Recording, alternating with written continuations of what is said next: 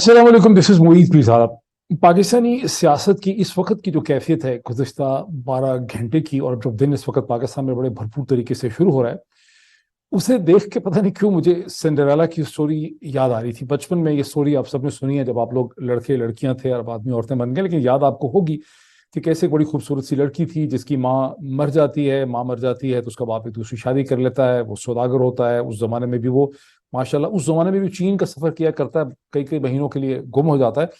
और जिस दूसरी औरत से वो शादी करता है, जो सुतीली माँ होती है सिंड्रेला की, वो उसकी दो बेटियां होती हैं जो बड़ी भौड़ होती हैं, खबीस होती हैं। सिंड्रेला से अपना सारा काम कराती रहती हैं, सिंड्रेला को नौकर बना के रखते हैं। सिंड्रेला जो है वो उनके काम करती रहती है, और फिर किस तरह से एक शहजादा जो है उसके लिए शादी की लड़की की शहजादी की तलाश होती है।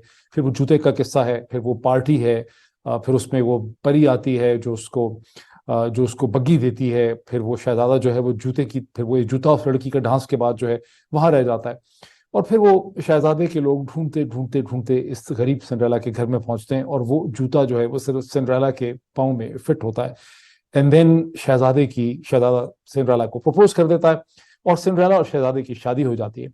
And then they lived happily ever after. वो स्टोरी यहीं खत्म हो जाती है। उसके आगे उसमें कुछ नहीं होता कि उनकी बच्चे होते हैं नहीं होते, अबॉर्शन हो जाती है, डेथ हो जाती है, तलाक हो जाती है, उसके बाद उनके किस किस्म के ताल्लुकात होते हैं।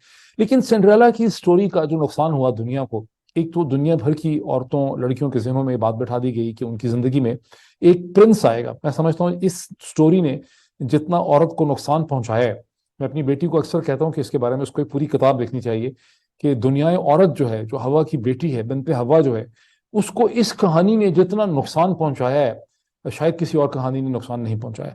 और 21वीं सदी में इस कहानी की बिल्कुल अब जरूरत नहीं रही। ये एक रिडेंडेंट स्टोरी है।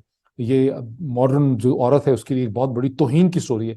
इस स्टोरी का एक इम्पैक्ट क्या है कि वो पूरी जो फिल्म की स्टोरी बनी है, दे लिव्ड हैप्पीली एवर आफ्टर, जो आप बॉलीवुड में देखते हैं, लॉलीवुड में देखते हैं, किसी और जगह देखते हैं, उस सारी का भी बुनियादी मकसद यह है कि एक ऐसा पॉइंट आएगा जिसके बाद आपके तमाम मुश्किलें, तमाम मसाइल आपके खत्म हो जाएंगे। And then you will live happily ever, और आपके चैलेंजेस खत्म हो जाते हैं। स्टोरी में कोई और चैलेंजेस नहीं होते। और इसको आम आदमी ने भी बहुत शिद्दत से इस तस्वर को एब्जॉर्ब कर लिया। लेकिन अपनी प्रैक्टिकल जिंदगियों पे अगर आप नजर दौड़ाएं तो आपकी जिंदगियों में ऐसे नहीं होता।